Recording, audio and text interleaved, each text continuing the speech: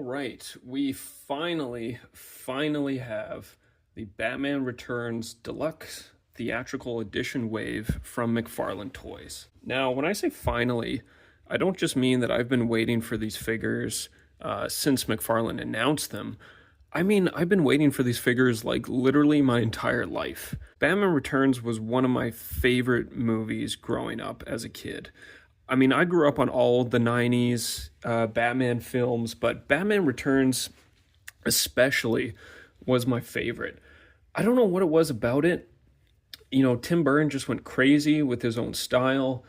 I think it has something to do with something that Jack Nicholson said in an interview where he was being asked about the Joker, and he said that it was his sense that the kids enjoyed his performance the more scary that it was.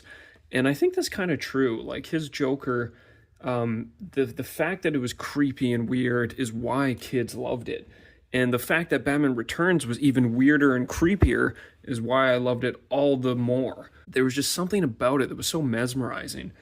At the time, this movie got a lot of hate. Like, there was some crazy propaganda against this film. Like, you literally had outlets saying this movie was like an attack on children and stuff. Like, just crazy, ridiculous kind of propaganda against the movie. Like, stop clutching your pearls. Like, come on here. This is a Batman film. Like, yeah, it was weird and creepy and whatever.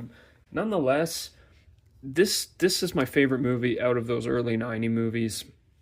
And we never got much toys for them back in the day, or at least toys that actually looked like the characters or looked like the actors. So that's really what I am excited about here. Now, I didn't just get these three. Also managed to get a Max Shreck as well, the Red Platinum, as well as some Penguins, of course. And I also got the Duck. So if you want to check out my review of the Big Duck and the Penguins, that's already up on my channel. But before we open the figures up, I want to take a look at the box because there is some controversy over the price point and the value in terms of what we're getting here. Now, these are the first theatrical Batman movies to be a Deluxe Theatrical Edition. The first two waves for Batman and Robin and Batman Forever were both Build-A-Figure waves. And I liked that because you kind of got 5 figures from buying 4. Here we are just getting, 4 figures and not a lot of accessories on top of that, but for a more expensive price. I think it would have been smart had they included one of these penguins with each figure, because there's a lot of empty space in the box, and that could have been a way of making the box more full and delivering more value instead of making people chase after these, penguin packs. Especially Catwoman, I have to say, they've done something clever, not so clever here, honestly pretty scummy. But you'll notice one thing is different from the others. Can you tell what it is? It's the trading card. This trading card in Catwoman is placed up front and center in the plastic packaging. Whereas all the other trading cards, as has been with standard with McFarlane Toys Forever, they are on the back cardboard behind the plastic. Why do they bring the trading card up to the front here? To make it look like there's more in the box than there really is. It's a cheap trick to make you think you're getting more than you really are. Because imagine if this card wasn't here and this entire space was empty. Because that's really what it is. Not to mention, the entire space in the bottom of the box that has the logos here is also empty. All that Catwoman comes with is this tiny little taser, a stand, which also is in the front packaging and not in the back cardboard, like it always has been. The trading card and stand have always just been extras. The trading card and stand have never been considered to be accessories to the figure. By putting them up front here, McFarlane is essentially telling you these are the accessories you're getting with this figure. No, these are extras. With Batman, you do get a bit more because they are reusing parts from the previous Batman. You get the grappling hook from the 89 Batman, a Batarang, as well as 2 extra hands. Batman is the only figure out of the entire wave that comes with extra hands. which is kind of ridiculous. Extra hands are small little pieces of plastic that wouldn't have been that hard to include with each figure to at least pad out the packaging a little bit. Penguin, you get his hat and an umbrella. That's it. Max Shreck, you get one extra head. Now, that extra head is pretty freaking awesome. You know, I love the extra head, but no extra hands, no extra nothing. Now, I think there's two reasons for this. It could have been either that the money went to acquiring the likeness rights and to giving us full brand new sculpts, which all these figures are, except for Batman reuses some parts as well as Max Shreck, but all the head sculpts and the likeness, those are all brand new. I think the other thing that might have happened, which McFarlane talked about, is that originally the plan was for each figure to come with an extra penguin, but for whatever reason they changed their mind midway through production to decide to sell the penguins separately. Try to cash in and get more money or whatever the reasoning was. But I think had they put a penguin, they could have put the big one here. This giant penguin could have easily fit with Catwoman. Maybe put the medium one with Penguin and maybe, the tiny one with Batman. That would have worked perfectly fine. Could have also been a combination of those two reasons. I mean, I get that new tooling is expensive. I get that maybe some of these actors' likenesses are expensive to get, like Michelle Pfeiffer and Penguin. But for the price of $35 US, it's a lot per figure. That being said, Batman Returns, because as I said, is one of my favorite movies of all time. It is my favorite Batman movie of all time. It's not what I consider to be objectively the best Batman movie, but it's my personal favorite Batman movie. I had to have these, It was a line where it didn't matter what the price tag was, I was going to get them. And that also might be what McFarlane is trying to bank on or cash in on here. So, a lot of thoughts there, a lot of stuff out of the way. Despite that, the packaging, I have to say, is gorgeous. It's beautiful. I mean, you got to admit, the blue down the side, the logo, the big frosted bat logo, iconic from the poster. The other iconic poster on the back, the three heads with the little penguins on the bottom. Get the nice side with the logo. Really nice display and packaging. They look really, really nice in the box. I really would have loved how they gave Max Shreck his alternate head from the final scene of the movie.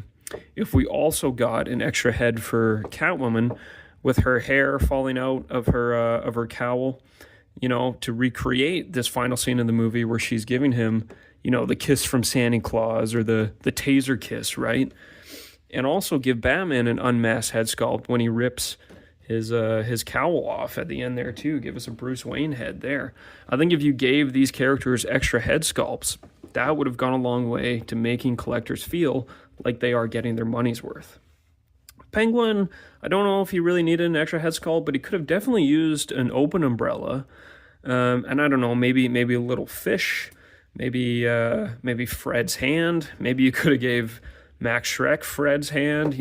Some other thoughtful accessory from the film would have gone a long way, especially an open umbrella, I think, with the knife sticking out or something, Anyway, that's my thoughts on this wave, on what it means, on what people have been saying, on my thoughts about it. Now, let's get them out of the box and actually get my hands on the figure, take a look at them, and I'll let you guys know. Is it worth it? Are they good enough for me to overlook all the issues I talked about? Maybe, maybe not. This is my favorite Batman movie, so I am a bit biased. And I do definitely think that if you are not a fan of Batman Returns, this is probably not the line for you. I think you have to be a big fan of these movies to invest in this wave of figures. All right, enough said. Let's get them open. Let's get to it. Here we got Max Shreck screaming in agony, having just had acid thrown on his face. Fun fact, actually, the character of Max Shreck was originally supposed to be Harvey Dent and Two-Face, played by Billy D. Williams. But for whatever reason, I guess, or the studio decided not to bring him back, and so the character was rewritten to be this new character, Max Shreck. I kind of like to imagine in my own fan theory that maybe that ending scene, had it been Two-Face, or Harvey Dent rather, that, you know, he would have became Two-Face there, getting the scarring on his face, rather than, you know, having his whole face kind of zapped and blown up and turned into what it looks like this. Of course, Max Shreck died at the end of the film. I believe Selena Kyle used up the last of her 9 lives, or almost the last of her 9 lives, to sort of give him this horrific look. Anyways, he looks awesome in figure form here. It's so cool that they gave us this head. I love how the hair is much more spiky and kind of sticking out too. Almost looks like Albert Einstein hair. The way the jaw's just twisted and the eyeballs there, it's phenomenal. This is probably the best head sculpt that McFarlane has ever done. Just so metal. I mean, you see the veins in the face, the tongue, the teeth. I can't believe we actually have this. Like, I almost can't believe this is real. This is just, it's phenomenal. Don't know why my Max Shreck is leaning like this, for whatever reason, and then he leans the other way. Like, what is happening here? Okay, so no stand for Max Shreck, I guess. Well, here is Christopher Walken himself as Max Shreck. And yes, we got a Christopher Walken action figure, which is amazing. And they've done a really good job of actually capturing the likeness of a younger Christopher Walken, which he was at the time. There are some reused parts here, obviously, from the Heath Ledger Joker and the pant legs and jacket. But there's enough new paintwork and slight tweaks to the sculpting that it works, and it feels fresh. It feels fresh enough. He did not come with this gun, of course. I gave him this gun. This was, I believe, from one of the McFarlane accessory packs, but I just put it in there to show he really could have used a gun or used some kind of maybe additional accessory to pose him with, because otherwise, what is that hand supposed to be doing? Like, he's got an open gun hand. Why not give him a gun? Could have used an extra fist as well. You know, we just could have used a lot of stuff. Yeah, let's just get a good look at that head sculpt there, because wow, is it well done. I love the eyebrows, the hair. There's kind of a slight almost like an ash or like a dirtiness to his face, almost like on the cheeks there, just a bit of black, kind of like soot or something. It looks so good. The likeness is so on point. The hair is great, so nicely sculpted. The way it goes around. Yeah, it really just looks straight out of the movie. Love the little red bow tie. This figure is kind of like the dark horse of the wave. Like, kind of low-key, maybe the highlight of the 4.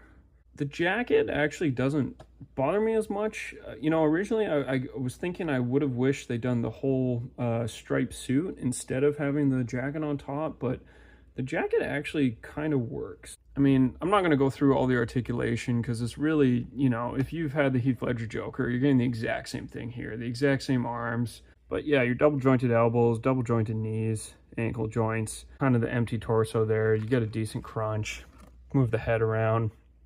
All your standard McFarlane fare, all you guys know what to expect by now. I love this figure.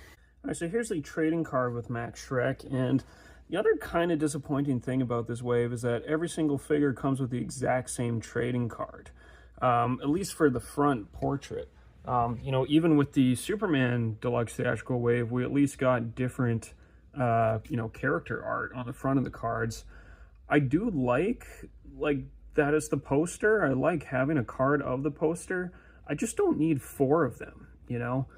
It's a bit much. They could have easily just zoomed in on each of these heads, like done a blown up Batman head, a blown up Catwoman head, a blown up Penguin, and then, I don't know, for Max Shreck, maybe just take like an iconic scene from the movie or something and stuck that on the card. But, because that's pretty much what they did with Batman Forever and Batman and Robin. They just blew up the faces of each character from the poster on the card. So I don't really know why they didn't do that here. Anyway, the back of the card here from Max Shreck, we get a small little bio. I tape the red platinum there because that's kind of, you know, I check my boxes. I don't keep them. So this is a way for me to kind of keep that little sticker though. Just kind of taped it on there. I stick all these cards in a binder anyway. But yeah, the data file doesn't say anything about Max Shreck either. It's just about the movie. Batman against the fiendish evil penguin and the sinuous Catwoman. Nothing about Max Shreck. I don't know who's writing these, if it's AI, but yeah, pretty lackluster trading card there. Life's a bitch, now so am I. Yes, that's an actual quote from the film. I can't believe they let that in a kid's movie. Here is the ferocious feline herself, Michelle Pfeiffer, as Catwoman. This is pretty excellent figure. The sculpt work, the articulation, the head sculpt, everything is really, really good. And everything seems pretty much brand new in terms of parts and pieces. She poses really well, super dynamic. Yeah, I'm really happy we have her finally as a figure in this lineup. I've been waiting a long time for this coming. Now the whip is pretty much stays in that one position, like it's not a wired whip. It looks pretty good though, like you can either have it behind her like this, or you could have her, you know, striking and cracking the whip out in front of her. By herself, she has a lot of presence. I do wish she had two clawed hands as well, like, or at least one of each hand, so you could have her holding the whip in the other hand, you know, just if you wanted. But as it is, yeah, only one clawed hand, because I really like the clawed hand too, and having two of them, you know, just would have added to the amount of poses that you could put her in. Let's just get a close look of that portrait. Like that's Michelle Pfeiffer. Now on this one, did have a slight black mark on her eye up there by her eyebrow. That's okay though. Honestly, the eyeshadow they have around her eye, the cheeks there, it looks straight out of the movie. I really like too all the stitching.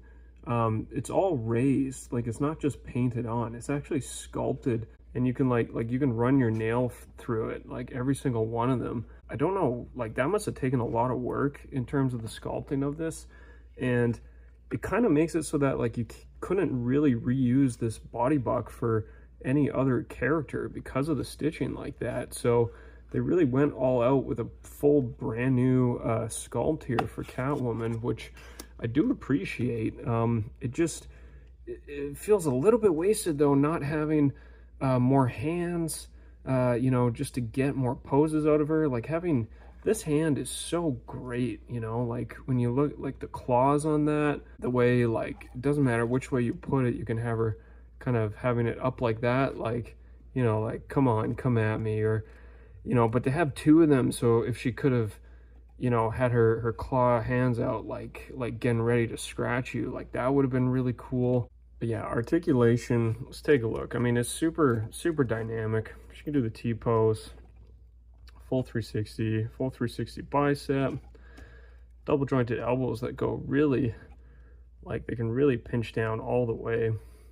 She has this corset piece, which is fully sculpted too, and looks really nice on the back there. It does, you know, maybe sticks out a little bit from the back, but it's honestly not that bad. Like especially if you get her in these kind of poses, like, you know, it tucks in pretty nicely with the rest of her. Going down, I mean, the legs go all the way out, can like pretty much do the splits. You got double jointed knees. You got these big heels and boots. I really love the, like, just the laces all the way down the front of there too. She does have toe articulation. I don't really know why, because like I don't know how much that really adds, but yeah, it's there anyway, I guess, to get those 22 points. But yeah, I am really happy with this Catwoman. You know, I still think Michelle Pfeiffer is one of the best live action Catwomen we've ever gotten, and to have her in figure form here is just awesome. She also comes, of course, with this little taser piece, which she can kind of hold with this expressive hand. It's probably something you want to put in the other hand though, more so. You know, you could get this scene here where she's leaning in with the taser. The only problem, of course, though, is that it's not the right head sculpt. I mean, this scene, at the end of the film with the taser here. That was when she had all her blonde hair sticking out as her costume's falling apart. So, you know, you can kind of recreate the scene, but it's not entirely accurate because, you know, we don't get the head sculpt. Yeah, I don't know. Maybe McFarlane will release like another edition of this figure with that head sculpt. You know, it's just like because Max Shreck got a second head sculpt, it would have been nice if Catwoman also did, considering the lack of accessories. I mean, this is all you get, you know. As for the trading card, again, same trading card, an exact same data file bio on the back. Like, you know, you get the Catwoman picture and stuff, but you don't get anything actually talking about Catwoman, really. Still, though, like, I can't be upset with this figure overall. Like, it's a character that I'm just really happy to have, like, finally. And, you know, so I'll take it, even though I would have liked more overall. A penguin is the bird that cannot fly. I am a man. I have a name. Oswald Cobblepot. I played the stinking city like a harp from hell. All right, here we got the penguin, looking very penguin-y.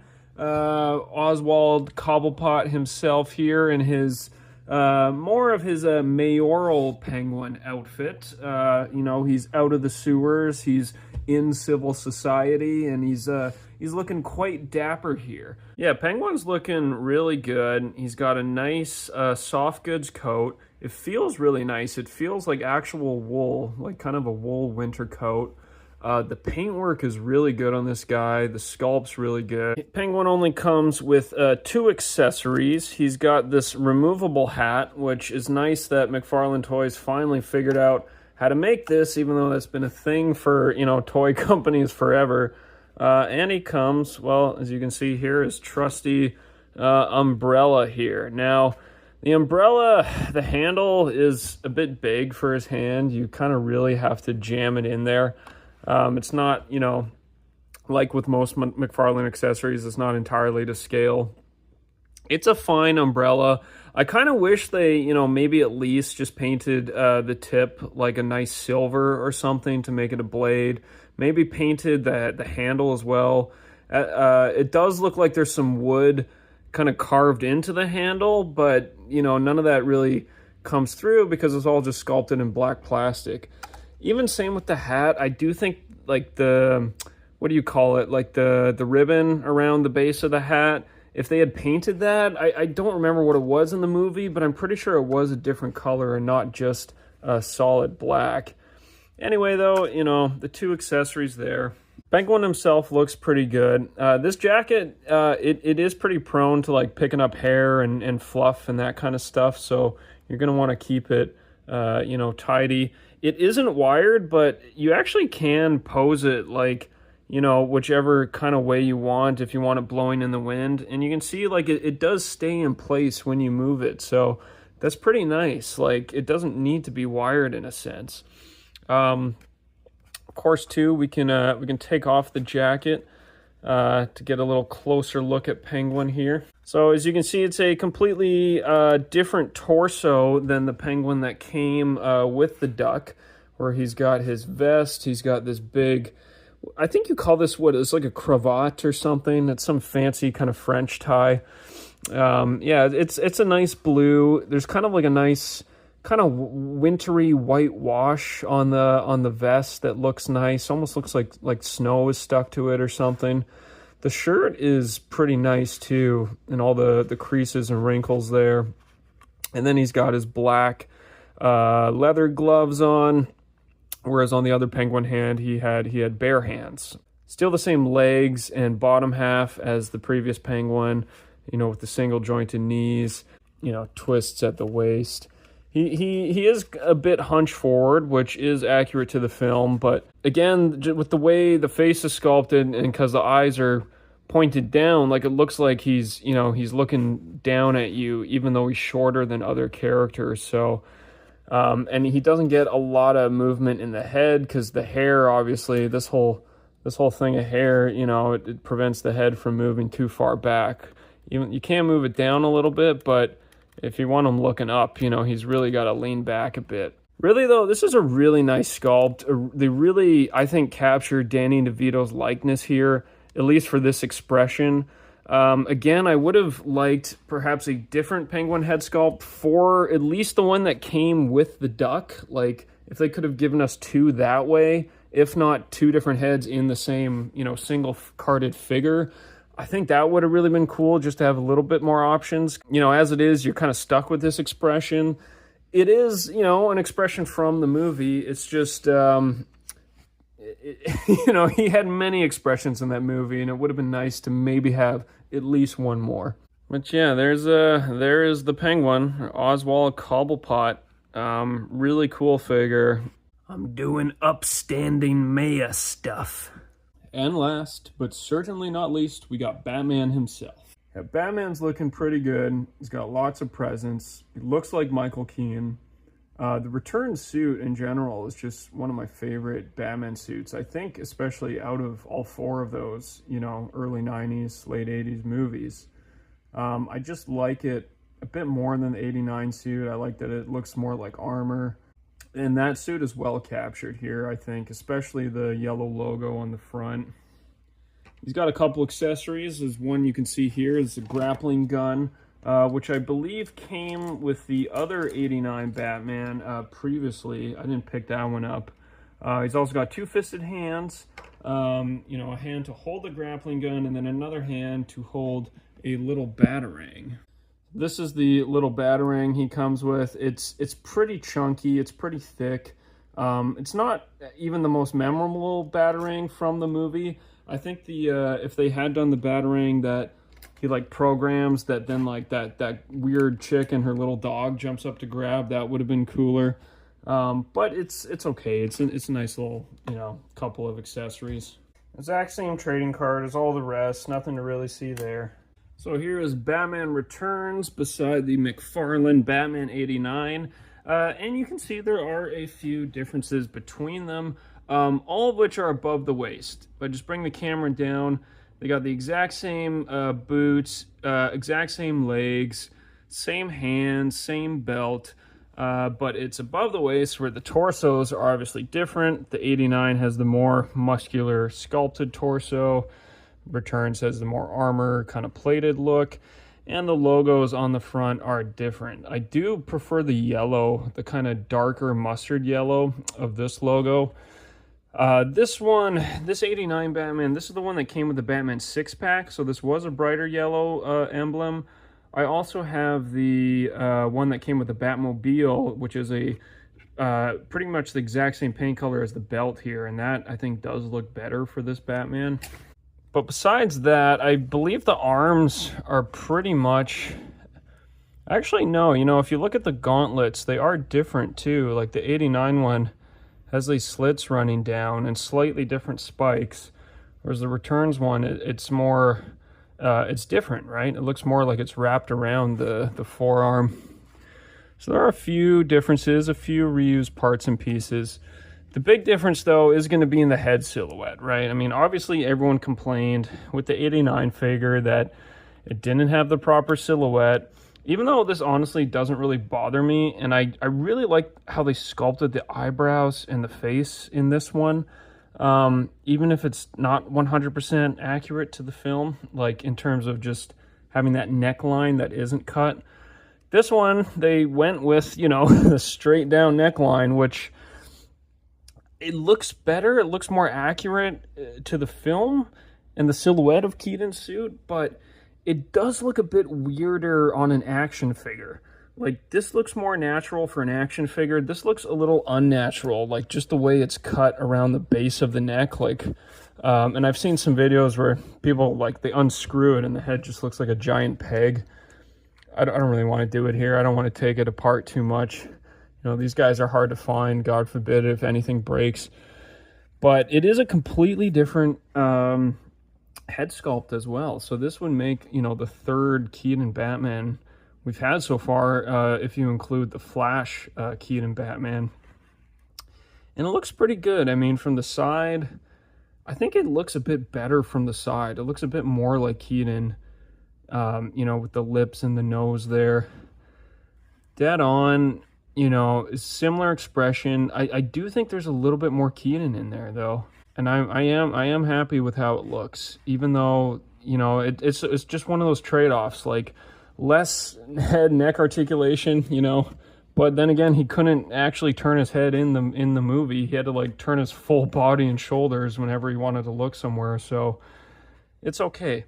The thing I don't really like though is the wired cape. As you can see, like it kind of really, the wires just really bunch up around the front here where they're coming out below his cowl. The cloth one was much nicer. Like you could just kind of lay it over like that. You could bring it, you could like tuck it down underneath, you know.